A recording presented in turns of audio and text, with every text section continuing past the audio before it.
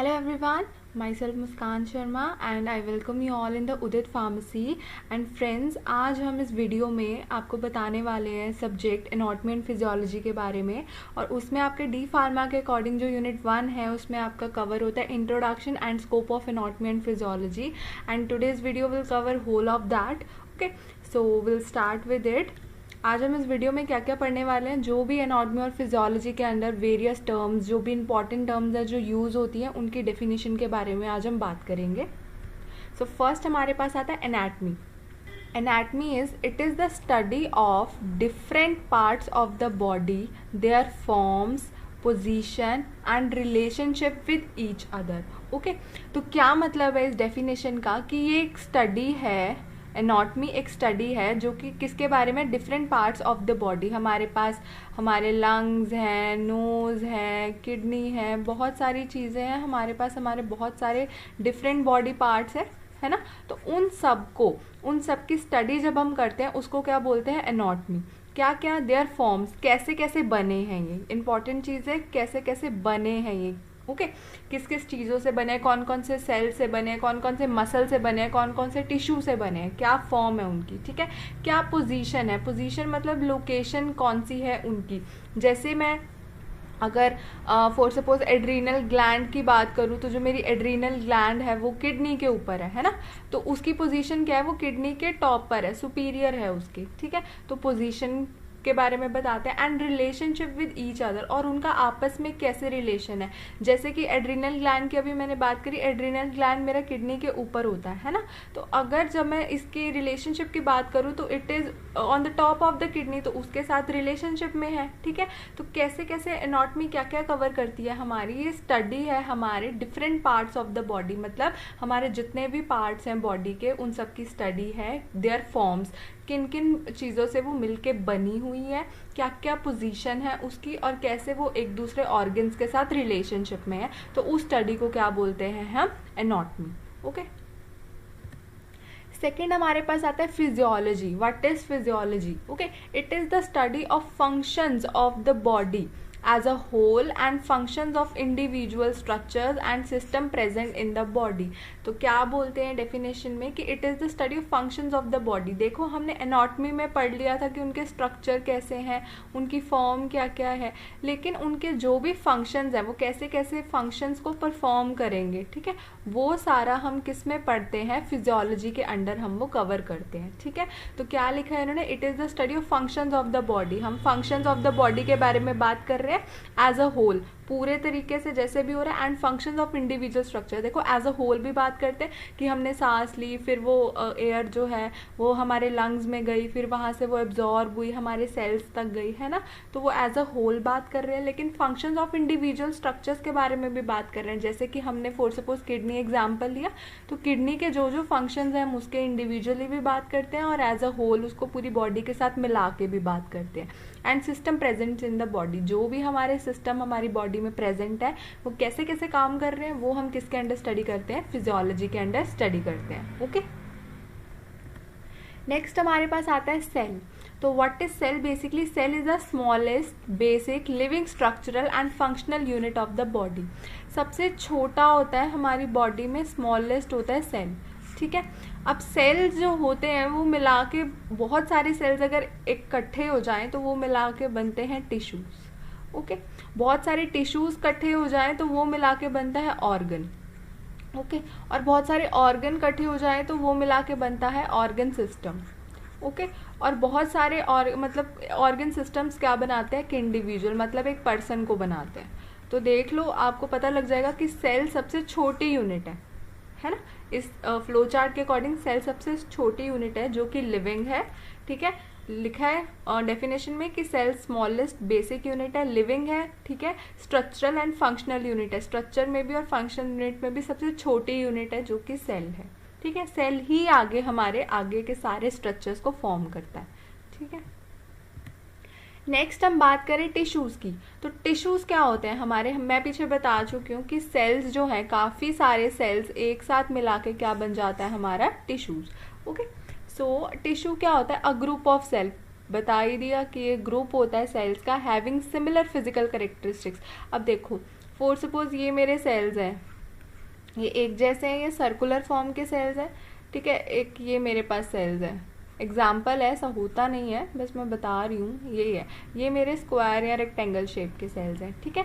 तो ये क्या है, a group of cells similar in physical structure, physical structure में सेम है, ये सर्कल वाले हैं, ये मेरे ट्रायंगल वाले इकट्ठे हुए पड़े हैं, परफॉर्मिंग सेम स्पेशलाइज फंक्शन, तो सेम फंक्शंस जो परफॉर्म करेंगे, जैसे कि इनका काम है इस ऑर्गन को प्रोटेक्ट करना, ठीक है, या इस ऑर्गन की कोई लेयर बनाना, ठीक है। तो वो सारे मिलके एक साथ वो काम करेंगे, एक ही काम, एक जैसे सेल्स जब इकट्ठे मिलके करते हैं तो क्या बना देते हैं, वो टिश्यू बना देते हैं, ठीक है। तो उसे बोलते हैं हम टिश्यू। नेक्स्ट आती है हमारे पास एनाटॉमिकल पोजीशन। एनाटॉमिकल पोजीशन की बात करें तो this is the upright position, upright position of the body, मतलब कि पर्सन खड़ा है, देख रहे हो आप डायग्राम में, आपको क्लियरली दिख रहा होगा पर्सन खड़ा है ना, with the head facing forward, जो इसका हेड है वो क्या कर रहा है, फॉरवर्ड फेस कर रहा है ना, वो सामने की तरफ देख रहा है, वो नीचे तो नहीं झुका हुआ, ओके, फॉरवर्ड फेस कर रहा है। The arms at the sides, जो आर्म है वो इसकी साइड पर ही है, इसने बीच में अपने पेट पे नहीं रखी, अपने चेस्ट पे नहीं रखी है ना, तो जो उसकी आर्म्स है वो साइड पर है, with palms of the hand facing forward, जो इसके पाम्स है, ये रे पाम्स इसके हैंड के, ये इसके फ्रंट फेस कर रहे हैं, जहां इसका मुंह फेस कर रहा है वहीं इसके वो जो पाम्स हैं वो फेस कर रहे हैं, ठीक है। एंड द फीट टुगेदर, और इसके जो पैर हैं वो जुड़े हुए हैं, है ना, तो इसको हम क्या बोलते हैं, एनाटॉमिकल पोजीशन। क्या, जिसमें जो पर्सन है वो स्ट्रेट फॉरवर्ड खड़ा है, आर्म्स उसके साइड पर है, उसका हेड फ्रंट फेसिंग है, और जो पाम्स है वो भी फ्रंट फेसिंग है, ओके, और जो फीट है वो टुगेदर है, तो इसको हम बोलते हैं क्या, एनाटॉमिकल पोजीशन। नेक्स्ट हम बात करते हैं प्रॉक्सिमल एंड और डिस्टल एंड के बारे में, ओके। प्रॉक्सिमल एंड क्या होता है, it means the part of the structure nearest to given point. देखो, आपको मैं एक लर्न करने का तरीका बताती हूँ इसको, अगर आपको डिस्टल और प्रॉक्सिमल में फर्क नहीं पता चला तो डिस्टल से याद रखना डिस्टेंस, डिस्टल से याद रखना डिस्टेंस, दैट मीन डिस्टेंस है तो दूर होगा, प्रॉक्सिमल हो गया पास, तो ये क्या होता है, नियरेस्ट पॉइंट। जैसे कि अगर मैं बात करूँ, मैं अगर हेड से देख रही हूँ, ठीक है, अगर मैं हेड से देख रही हूँ, ये डायग्राम में देखो, अगर मैं हेड से या नेक से उनको देख रही हूँ, तो यहाँ क्या प्रॉक्सिमल एंड कौन सा हुआ, जो जो इसके पास है, लाइक शोल्डर इसके पास है, ये आर्म इसके पास है। जैसे जैसे मैं दूर चली जाऊंगी इससे, जैसे जैसे मैं दूर चली गई, जैसे ये मेरा हैंड हो गया, ठीक है, ये मेरा हेड के रीजन से बहुत दूर है, तो ये मेरा डिस्टल स्ट्रक्चर हो गया, ये फार अवे है, ठीक है। डिस्टल में क्या लिखा है, it means the part of the structure away from a given point. मैंने कोई भी पॉइंट लिया, उससे अगर मेरा स्ट्रक्चर दूर पड़ रहा है तो वो मेरा डिस्टल एंड हुआ, ठीक है, और अगर वो स्ट्रक्चर मेरे पास पड़ रहा है तो वो मेरा प्रॉक्सिमल एंड हुआ। एग्जाम्पल मैंने आपको बता दिया, आप ऐसे याद रख सकते हो, डिस्टल को याद रखो डिस्टेंस, दैट मीन्स वो थोड़ा दूर है, और प्रॉक्सिमल मतलब पास, nearest to a given point, okay. Next हमारे पास आता है मीडियन, मीडियन या एक्सियल, ठीक है, ये एक लाइन, इमेजिनरी लाइन है, कोई ड्रॉ नहीं हुई हुई, आपको खुद इमेजिन करनी है ये, median, medial and axial. Basically the structure situated actually on the axis is known as median. क्या होता है, ये लाइन देख रहे हो आप, ये बिल्कुल सेंटर ग्रीन लाइन है, इसको हम क्या बोलते हैं, मीडियन, या फिर हम एक्सिस बोलते हैं इसको।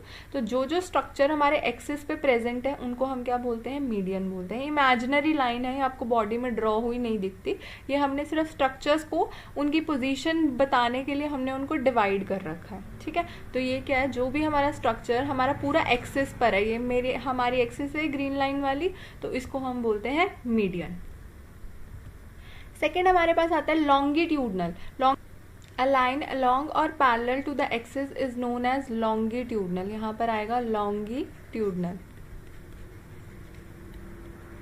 ओके। सो क्या होता है, लाइन अलोंग मतलब उसके बिल्कुल, जो एक्सिस की लाइन जा रही थी उसके बिल्कुल साथ, जैसे ये मेरा बॉडी स्ट्रक्चर था, for suppose this is the body structure, इसके सेंटर में एक्सिस की लाइन जा रही है ना, तो इसके पैरेलल ही कोई लाइन जा रही होगी, उसके पैरेलल बिल्कुल लाइन जा रही होगी, ठीक है, तो उसको हम क्या बोलते हैं, लॉन्गिट्यूडनल, उसको बोलते हैं हम लॉन्गिट्यूडनल, ओके। नेक्स्ट हमारे पास आता है लेटरल। लेटरल में क्या होता है, it means the position present at the side of the axis, मतलब हमारे हाथ जो होते हैं वो लेटरली प्रेजेंट होते हैं। आप इसमें देख लो, ये जो हमारे हाथ है ये लेटरल है, ये साइड पर है, ठीक है, तो उनको हम क्या बोलते हैं, it means the position present at the side of the axis. जो एक्सिस थी हमारी सेंटर लाइन है, उसके जो साइड पे स्ट्रक्चर्स प्रेजेंट है उनको हम क्या बोलते हैं, लेटरल, ओके। अब हमारे पास आता है ट्रांसवर्स। तो ट्रांसवर्स क्या होता है हमारे पास, a line across at a right angle to the axis in a transverse. Right angle होता है 90 डिग्री का, ठीक है। तो ये हमारी एक्सिस की लाइन थी ना, ये बिल्कुल सेंटर से एक्सिस की लाइन जा रही थी, ठीक है। तो इसके 90 डिग्री पे यही लाइन होगी, तो ये हमारा कौन सा प्लेन हुआ, ट्रांसवर्स प्लेन हुआ, ठीक है। तो a line across at a right angle to the axis, axis के राइट एंगल पे जो लाइन जा रही है उसको हम क्या बोलते हैं, ट्रांसवर्स। नेक्स्ट हमारे पास आता है सुपीरियर एंड इन्फीरियर। सुपीरियर क्या होता है, it is the upper end of the body, मतलब जैसे कि ये हमारा हेड है तो ये सुपीरियर हो गया, ठीक है। एंड इन्फीरियर हो गया, it is the lower end of the body, that means ये बिलो हो गया। जैसे कि मैं अगर किडनी की बात करूं तो किडनी के ऊपर जो थे वो मैंने पीछे भी बताया था, वो थे एड्रीनल ग्लैंड्स, वो उसके ऊपर थे, है ना। तो वो क्या हुए, ये किडनी के सुपीरियर हुए क्योंकि ये ऊपर है, ठीक है। It is the upper end of the body, okay. And अगर नीचे की बात करें तो नीचे इसके यूरेटर वगैरह आ जाते हैं, ठीक है। तो यूरेटर इसके क्या हो गया, इन्फीरियर हो गया।